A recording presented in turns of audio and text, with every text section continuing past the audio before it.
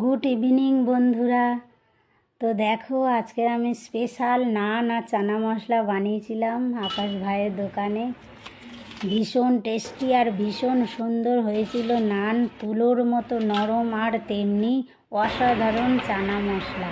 এই না এটা আমার কথা নয়, অনেক ভিড় জমে গেছিলো, সেই তাদের কথা।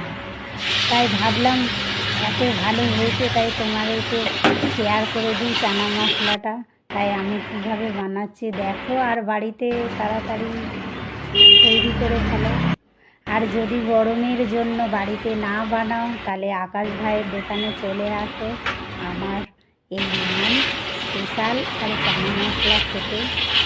আর লাইক কমেন্ট করতে কিন্তু একবারও ভুলো না কিন্তু।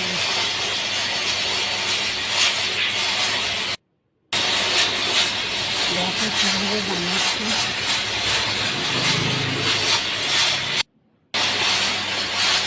ভীষণ ভালো হয়েছিল।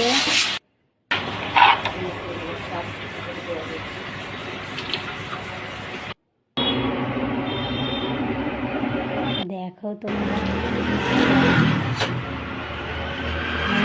রেসিপিটা পরে একদিন ভিডিও করে দেখাবো।